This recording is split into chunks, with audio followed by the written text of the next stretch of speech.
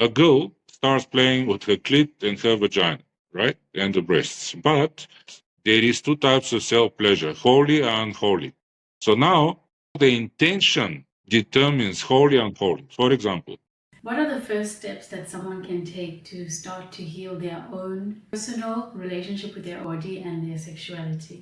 okay, the first thing we need to know is the truth. The truth is that as the baby is born, within about 4 to 11 months, the baby starts exploring their own body and private parts as exploration phase. This is a normal activity that happens all the time with all the kids. Everybody has done it. There's no one single person that hasn't.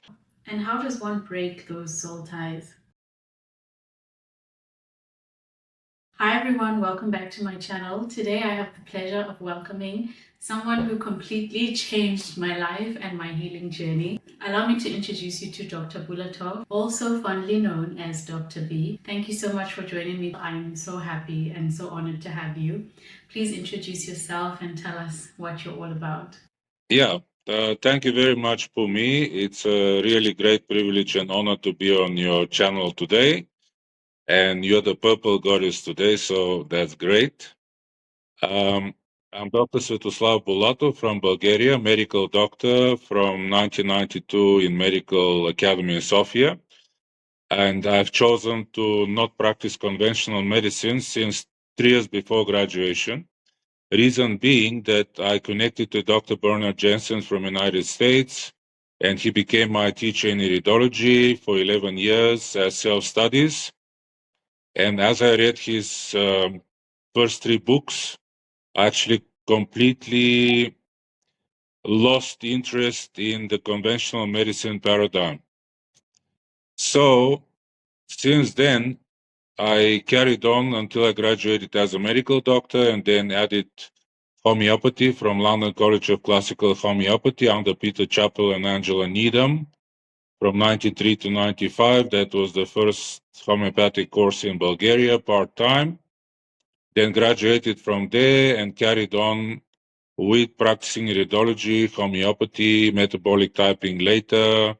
And in 2004, I started with quantum leap body work, which was given to me directly by the source, not really studying with institution or person or anybody, just directly from the spirit. And I always had interest in human sexuality since I was 14 years old. I was actually reading books like 200, 300 pages scientific books when I was grade 8.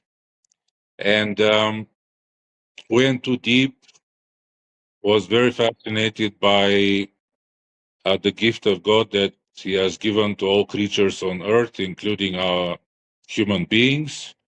And yeah, that's the way it started. So later, when I graduated as a medical doctor and a homeopath, I carried on researching until today, and I will carry on researching more.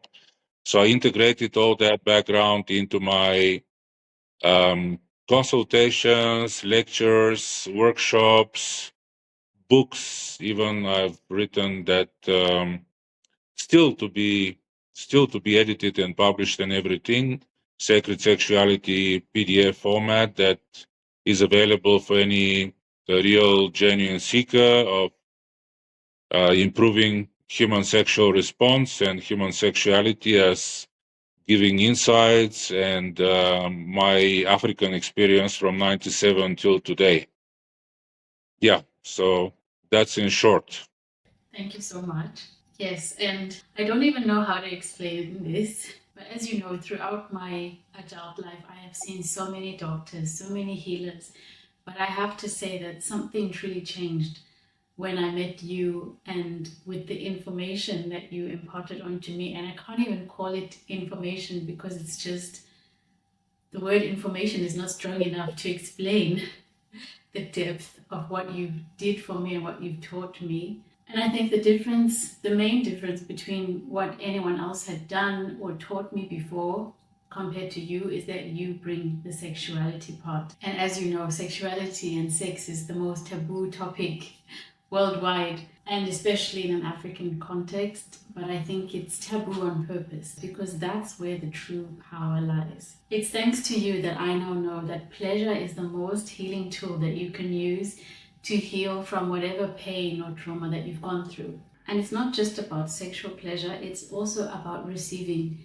good things in your life, which is a very powerful shift for anyone who's gone through abuse and trauma. And so I just want to thank you so much for bringing this to my life because I'd never heard about it, I'd never experienced it, and it was truly one of the most life-changing things that has ever come into my life. Understanding the link between oxytocin, pleasure, our body's healing is just, it's the greatest gift. And of course, you know that because you keep saying how much I've changed since, the day we met and up to now. And I can't deny it. I do feel like a different person. I feel like I'm living on a different planet. I just don't feel the same. And I just wanted to say thank you. It's my pleasure. It's my pleasure. For me, actually, amazing goddess, and you blossomed and you transformed within few months. But remember also, you were ready to do that. You see, we cannot force the deep and sacred knowledge of sexuality into action unless the goddess or the god with small g is ready to accept it and run with it and apply it and feel it and see the benefits and be transformed. So that's not something can be enforced because everything is done with unconditional love. Unconditional love excludes automatically any forcing, any manipulation, any grooming, because this is not love. This is just business, and this is not leading to any good results or benefits or transformations. So because you were ready and time was perfect, all glory goes to God in his perfect time. You blossomed and you became totally different person. I think also that your audience have seen and noticed that you've been transformed and now you're even glowing and shining and you have spark in your eyes and you're very how to say magnetic. You became very magnetic the way you should have been long ago, but the trauma deprived you from that how to say expression. But now nothing can stop you. Now you're just unstoppable. Thank you. I do agree with everything you said. So tell me, what would you say to someone who's Pleasure. thinking, oh my gosh, that's not right, sex is sinful, sex is dirty? Someone who comes from a very religious background, who's received a lot of conditioning. How do you get them to see that sex is a gift from God? It's holy, it's sacred, and there's nothing dirty about it. People believe that this is something that you should keep a secret, that there's nothing holy about it. Okay, so first of all, we need to refer back to the Bible, and we need to understand that in Genesis 1 it was said, "Be fruitful and multiply and fill the earth and subdue it." Means take care of it, look after everything on earth. So first of all, it's in front of our eyes as we grow up from babies until adults that sex is a universal gift of God, all the creatures, living creatures on earth, in the sea, in the air, on the land. And they all, even all these creatures, they have their love rituals and sexual rituals. And sex is not just for procreation. You see, it seems like people get that idea that we just need to make love because you have to procreate. Not really. This is the least frequent thing that we need to do, because the most frequent thing, we just make love because you love each other. It's an expression, is a holistic expression, an expression of love. It's not like, oh, I need to procreate, therefore let's do it. Actually, couples that have infertility problems get stuck in this mode of clinical love making that never leads to conception, instead of just having fun and the conception happens. Because if you get stuck in clinical love making, that kills the whole thing. Another thing that we need to understand also, in our holy state before the fall, when Adam and Chava decided to take the things in their hands and understand the mysteries of life, excluding the Creator, the shame, the guilt, and embarrassment entered in that same moment. So now what happened? That shame, guilt, and embarrassment penetrated the mankind from that day until today. And what happened? The church forgot to explain that after Yeshua was crucified, all these things were cleared back to sacred state and holy state as it was before the fall. And the churches did not mention that the shame, the guilt, and embarrassment were not any more relevant after Christ came on earth to free us from all the things, including those, and restore the sacredness of sexuality, because the sex is sacred. Sacred means holy, and holy in Ivrit means kadosh. Kadosh means separate, separate from the world, separate from the worldly fall, separate from instant gratification mode, separate from pornography, separate from just having sex for sake of having sex. That's not the way God intended it. Even you look at animal kingdom, birds, penguins, whales, dolphins, and wolves and stuff, many of those are monogamous. They don't have like many partners, and if one of the partner, the female partner dies, the male partner dies, they don't go and carry on having multiple sexual partners. So there is, even in their kingdom, some sacredness and some special vibes about it. It's not just a how to say a transactional interaction, you know. So in us humans, being the crown of the creation, this is even taken on the next level because we have a spirit of God in us, and we have many, many spiritual aspects of sexuality. We're born sexual, we die sexual. We cannot take that gift away from ourselves.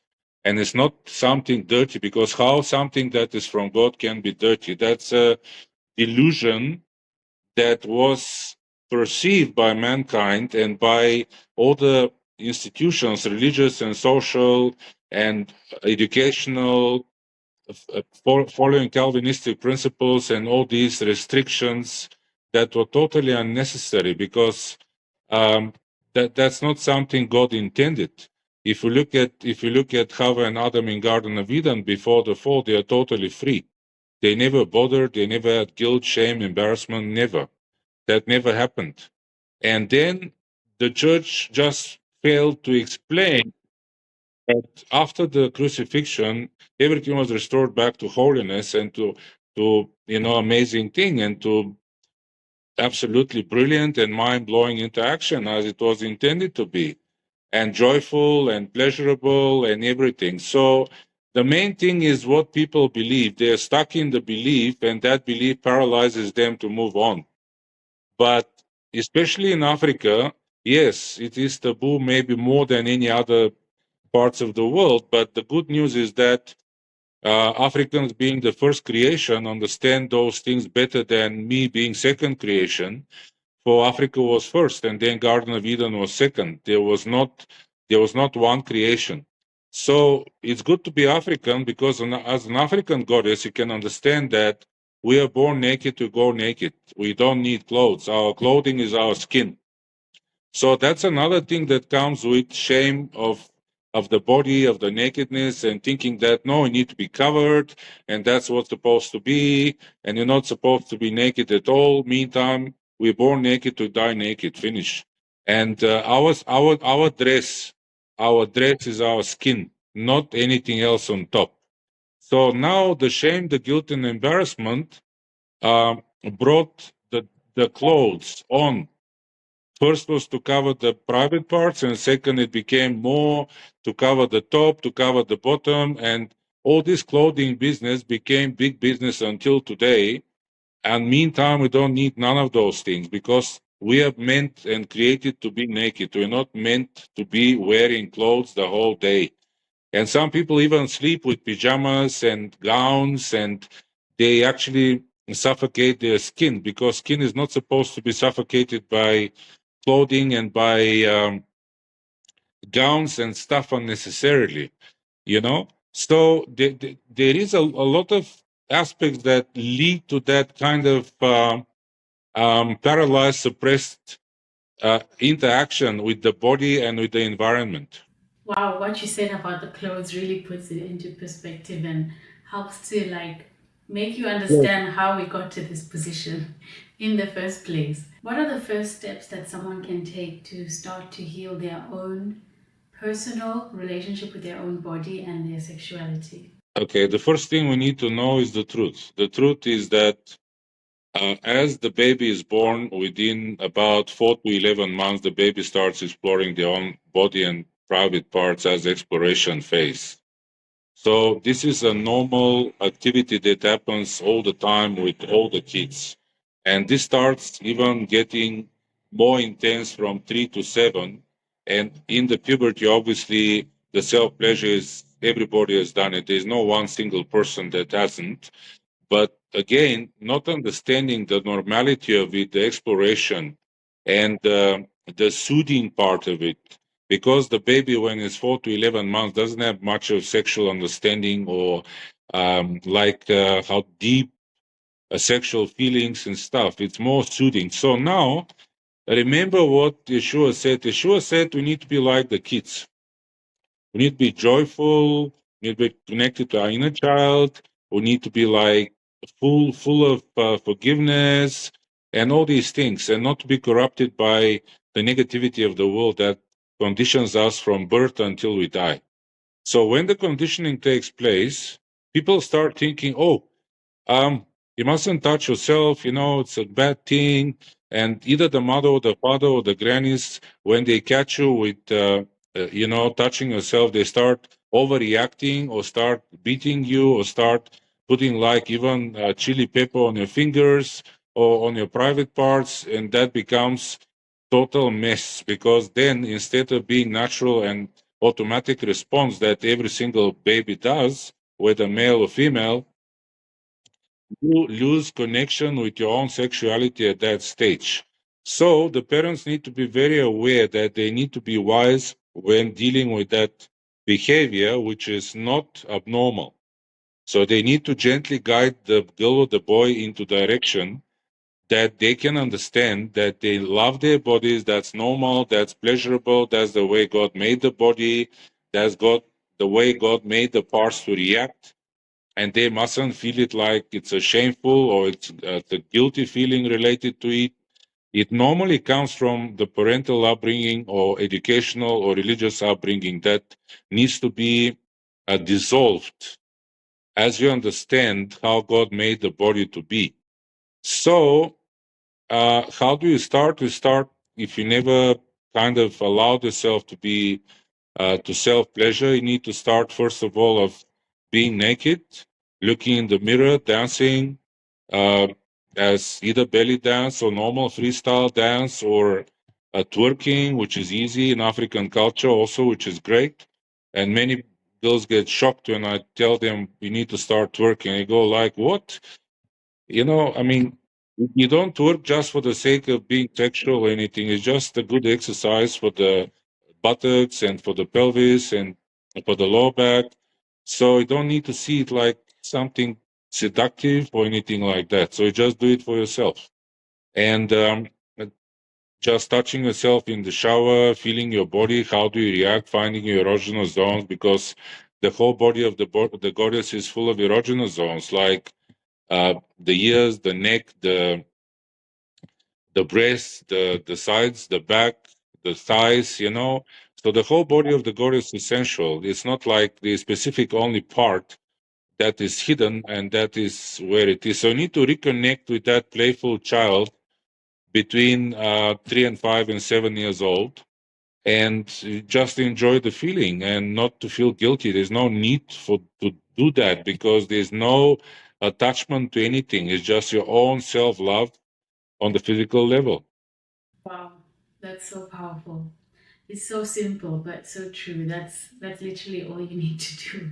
Just reconnect with yourself, and we're so used to other people touching us, but we don't actually take the time to place our own hands and fingers on our own bodies. So thank you for that. I think that you explaining that gives people so much permission, and sometimes you just need someone to say, this is how you do it.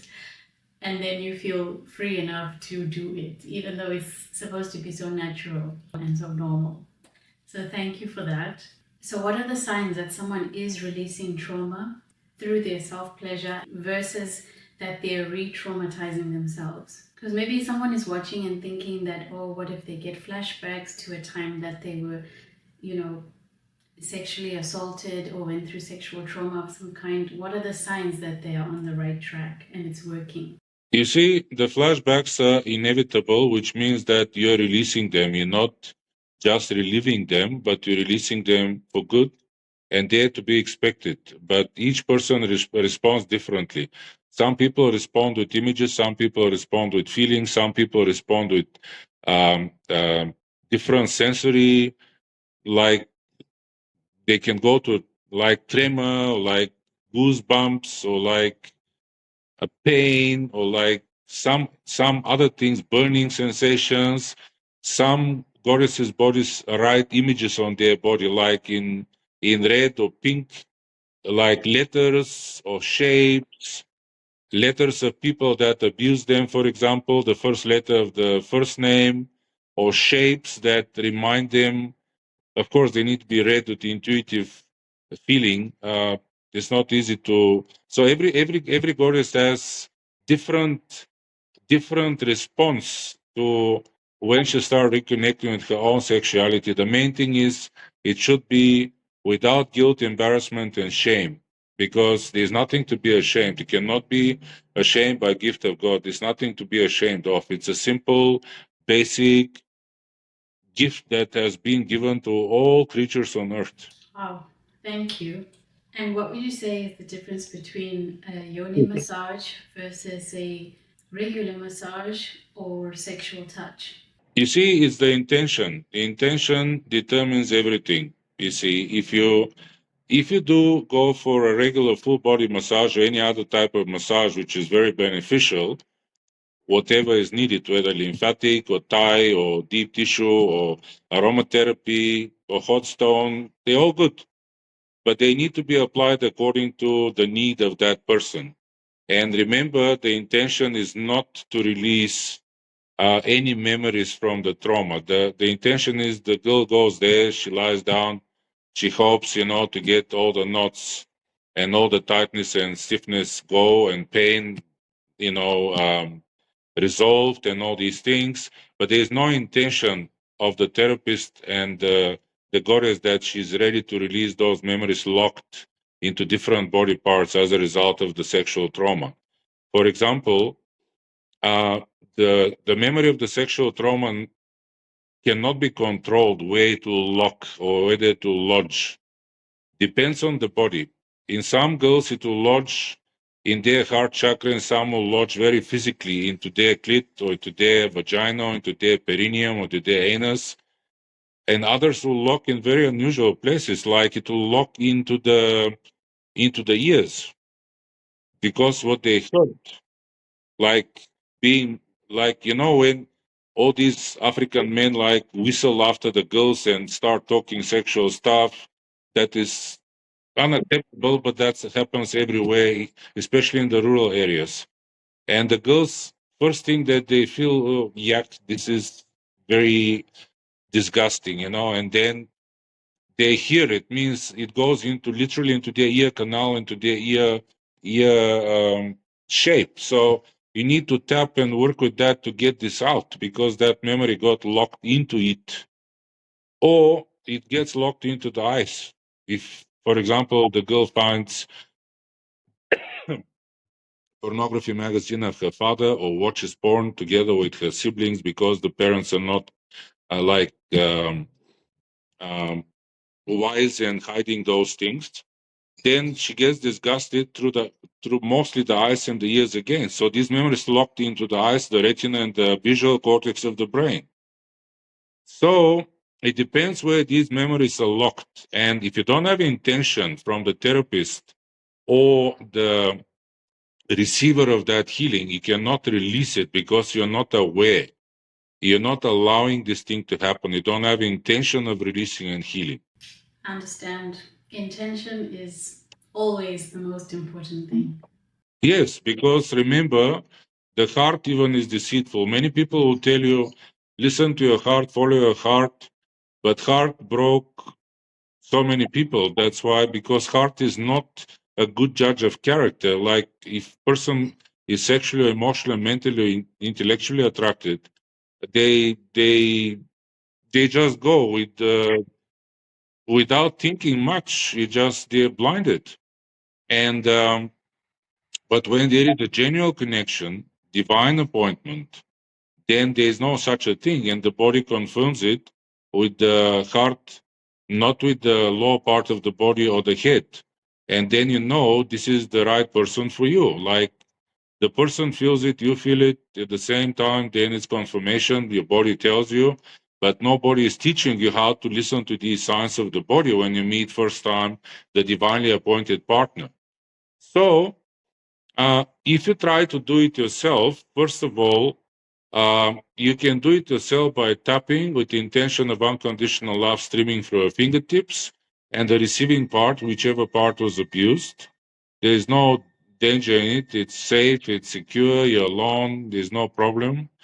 If you're ready to work with your partner, if you trust your partner 100%, if it's divine appointed partner, that he can do it, or he can do a therapist, either male or female, depending what you feel is right and what you feel is comfortable. Like many women will never go to male therapist for yoni massage or sexual massage because they think it's absolutely unacceptable.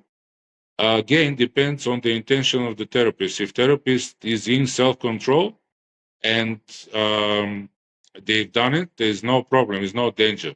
But if the therapist pretends that they do that healing, but meantime they use that person as an object, no healing will take place because that will be a manipulation and deceit.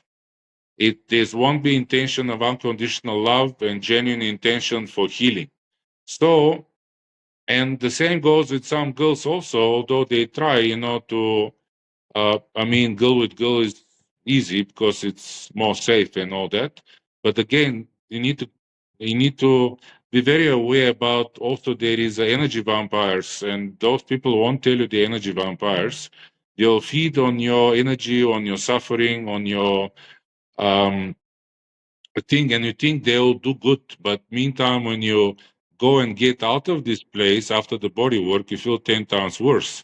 So you need to go with discernment, we need to go with intuitive feeling, we need to go with wisdom, not just jump on every single therapist that you can find and think, oh, that's I must go, unless the goddess wants just to go for erotic massage just to find herself, that's okay, not a problem. But again, we have two types of erotic massage. You have erotic massage that your partner can do or you can do to yourself alone. You don't need anybody. Or you have deep erotic massage, which means that you first clear the trauma, remove the memories from the body, and then you guide the goddess through her sexual response that she never knew about while she is transformed after releasing the memories. So normally in the world, most goddesses go just for erotic massage just to enjoy the, as it is on porn sites and stuff, as to come and all that. But this is not something that is valuable because, like I said, you can do it at home or you can do it with your partner. There's no difference. However, a proper deep, like educational erotic massage is very valuable because it teaches you that you have specific memories locked in specific body parts that first have to be lifted because they lift out of the body once the intention is done from the therapist to the recipient, and recipient is ready to release it. It's a resonance. That resonance only can happen with unconditional love intention, cannot happen with lust, cannot happen with sexualizing the goddess, making her an object. Never. That will never ever happen because she'll block and she'll lock herself. She will not be able to be healed. So, yeah, so rather go for something that is profound, deep, valuable than kind of instant gratification mode of the world that teaches everybody on social media and porn sites and all that. That's not what we meant to do. Absolutely. Is there any benefit to a goddess doing the self pleasure or the body work on her male partner? Does that transfer any healing onto her and vice versa? Of course, that's why we have lingam and yoni massage in Indian and other cultures. We have also Tao and Tantra and their sacred sexual practices. They've been there for more than 5,000 years. And Kama Sutra also was written not just for sake of positions and stuff, because first of all, sexual interaction is energetic, is not physical. Physical is just, how to say, the cherry on top of the cake, but the energetic interaction is the fundamental and first hand interaction that happens, exchanging and merging of two auras, and exchanging information. Only then, if you have attraction or if you're divinely appointed, then only you start having sex. You cannot just start having sex with no connection. That's impossible. And that part of energetic connection is not described in Western sexual books because it starts with touch, but before the touch, there is energy exchange. Like we should never forget that experiment between two strangers that met, and they were met for about 3 minutes, never met before, and they are put very far apart from each other in Faraday cage. Faraday cage does not allow anything to go in or to go out. So they were put with scientists there together with electroencephalograph to record their brain waves. And one of the scientists pointed a torch into the eye of the person. And then obviously the electroencephalogram recorded specific changes. And the same changes were recorded in the other person without any torch being pointed in the eye. So now, what I tell you? So that's called Rosen-Einstein-Podolsky experiment in 1950s. So what that proves? That proves that if any human comes in our field, our energy field, within a minute or two, we already exchanged that information for life. We become one. So that means that the whole world is one, means that every single human that you sat in a taxi, in a Uber, in a bus, in a train, in an airplane, in a restaurant, in a bath, in a sauna, in a gym, is with you and you're in the person for life. The only thing that is different is that whatever you do and whatever that person does interferes with each other for life. Why? Because you're into each other. But when you have a sexual connection, you seal it on a deeper level, like you consciously allow yourself to be fully open and fully non-defensive, like you give all, like you dissolve in each other. And when that happens, that interaction creates a soul tie. That soul tie is a very deep connection between two people. That's why you cannot just do sex as sports in Sweden when they kind of made it a sport. Who can have how many rounds you can have there as a sport showing off. You see, sex is not showing off. Why it's not? Because you cannot carry on having soul tie after soul tie after soul tie just for sake of having it, because it blocks the attraction of your divinely appointed partner. So the more saturated with soul ties, the more you repel the divinely appointed partner to come. Like many traumatized girls because of daddy's issue or partner's issues or sexual abuse, they think that love making or sex is same as love. Unconditional love with sex is not the same. And they go like easy substitute. It's like it looks good, it feels good, it's fun, and then they think, oh, that's enough. I have sex more and more and more and more, and then that substitutes my lack of love from my father, from my partner, from. And they go 10, 15, 20, 100, 200 people, and what happens? You're already saturated totally with 100 to 200 soul ties, and then it literally repels energetically the divinely appointed person for you.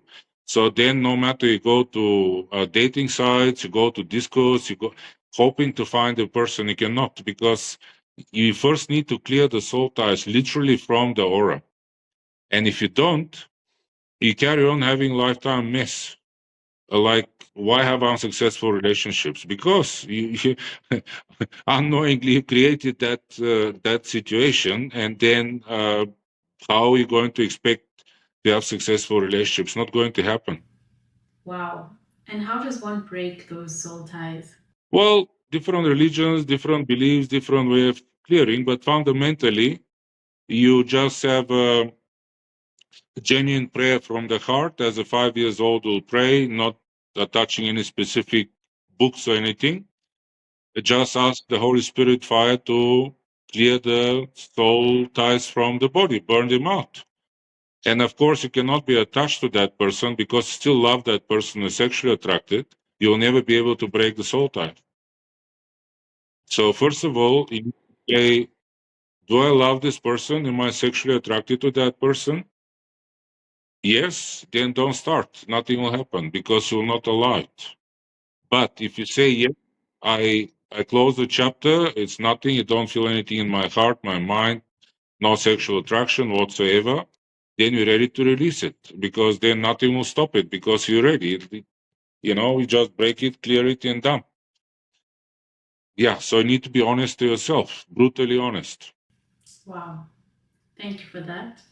And what about men? Does it work the Pleasure. same for them with self pleasure, trauma, and healing?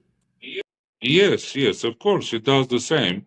So just mostly the men focus on their nipples. 50% of men have erotic receptors for oxytocin on the nipples and the penis. So practically, women have the whole body to focus. Men have mostly the nipples and mostly the penis and the balls and the scrotum and the perineum and the rectum. But you see, again, like I said, there's a lingam massage that the partner can do, and the yoni massage that the partner can do. A therapist depends what the couple wants to do and what they're comfortable with.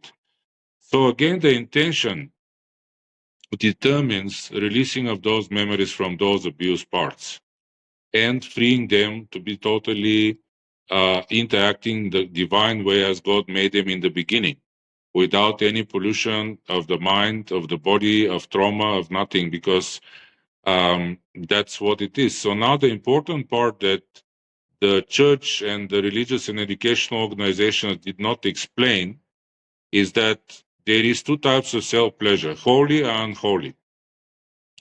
You see, self-pleasure is a normal thing. It's in us. It's ingrained. It's like you born with it without it. You understand? There's no like need to question it or doubt it or try to fix it or try to change it because it is like it's a birthright. You understand? It's something normal. So now the intention determines holy and unholy. For example, a girl starts playing with her clit and her vagina, right, and the breasts, but she attaches a name, a face, a body, or a man in her fantasy during doing that. Now she doesn't realize that while she does that, it's unholy. Why it's unholy?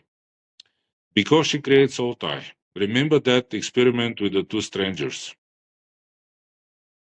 No matter whether that partner is on Mars or Venus, that partner will get the message, right? And that man will be a soul tie into this lady. You understand? So there's no point whether she does it as a release or like a healing.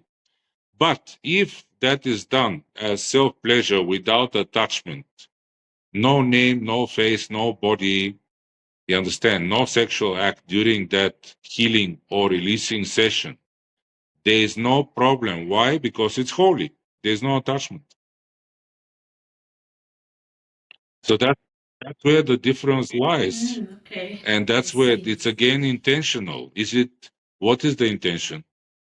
Is it like sexual fantasy to enhance your release, or is it like you love yourself and is sufficient enough to do so? Because every goddess is sufficient. There's no need for anything to go in her mind or nowhere, because there's no need for it.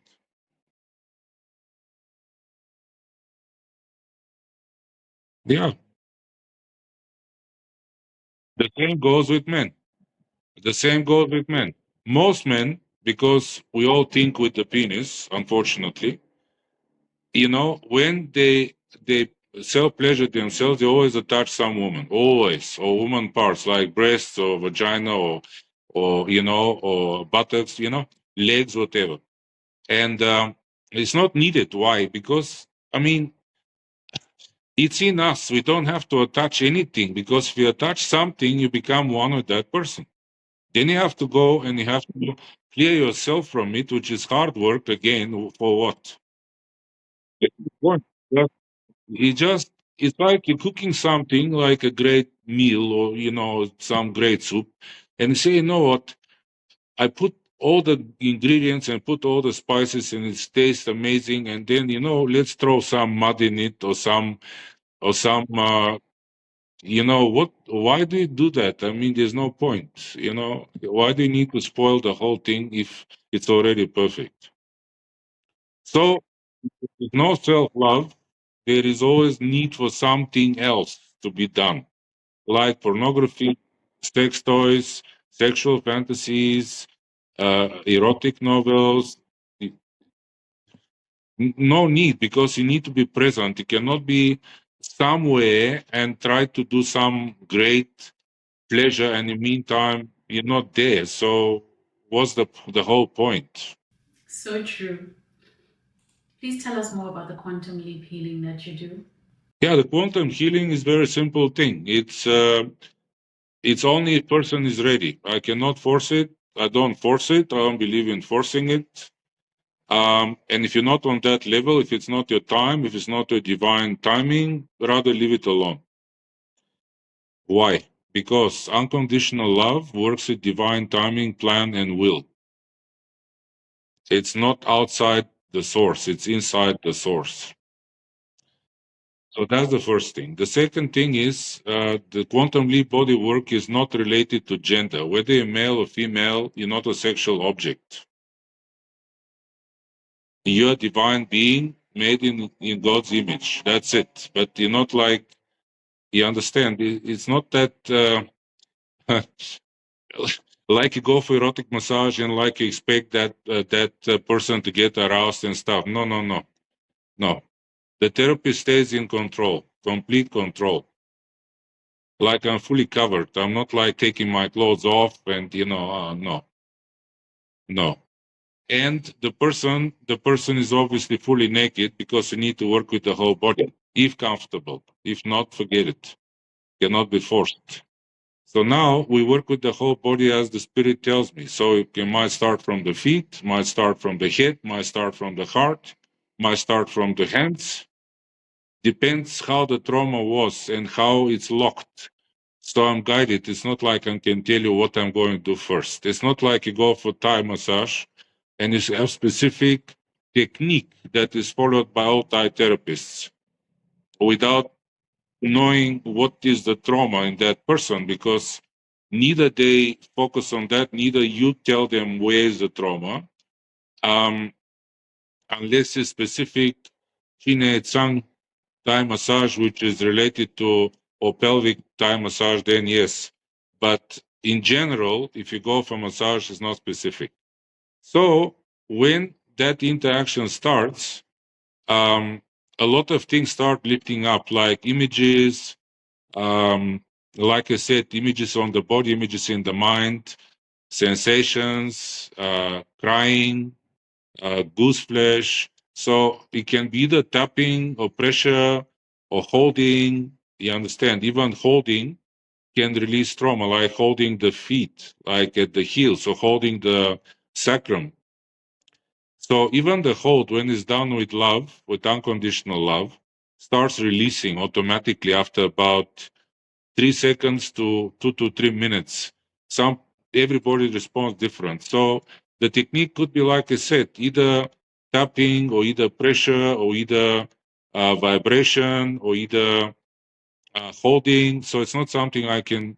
It's not the same for every person. It's not like regulated. It's not something I can logically understand even, because I just go to where I have to go as I'm guided. It's not something I can like predict and think.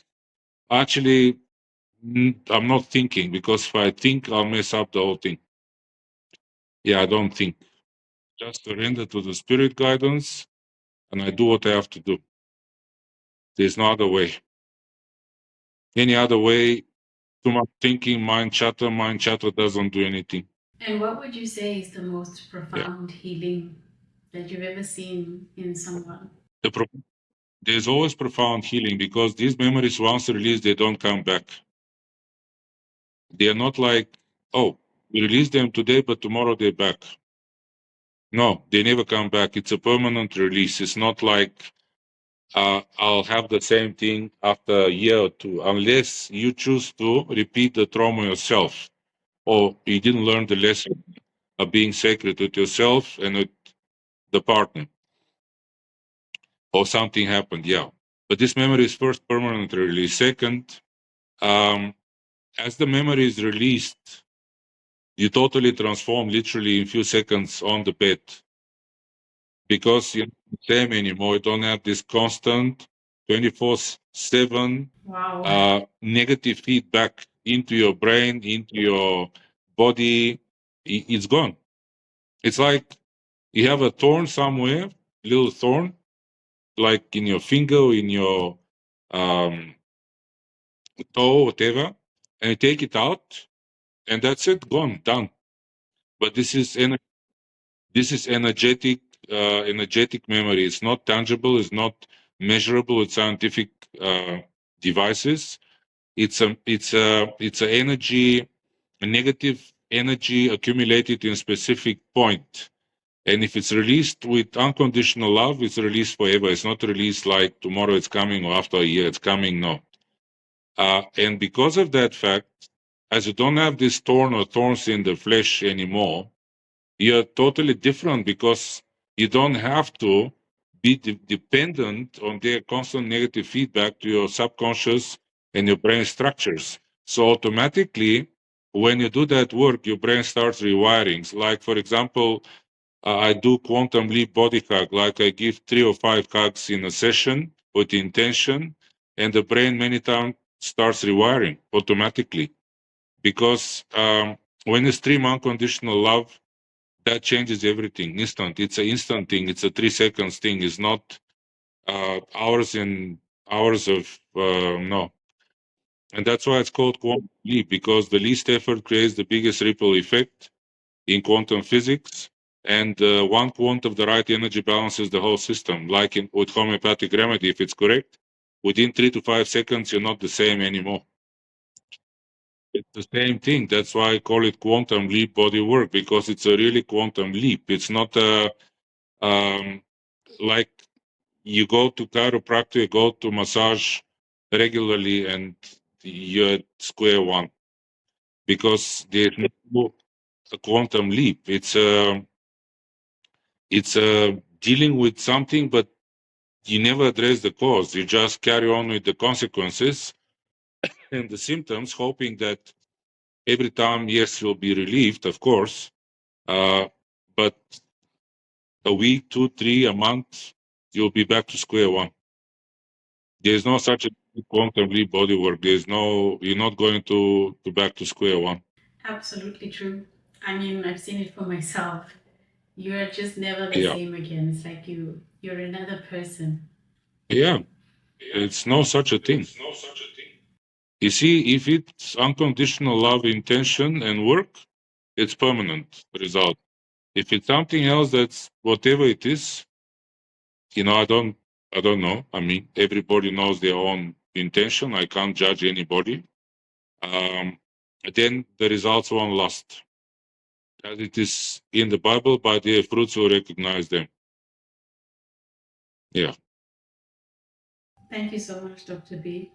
I wanted to share your contact details with everyone so that if anyone would like to come and see you in person in Johannesburg or virtually, since you are able to help people no matter where they are in the world. So please Yes. let people know how they can get in touch. Yeah, no problem. The best and the easiest way to do it is to send me a WhatsApp message on my number +27 072 460 3163.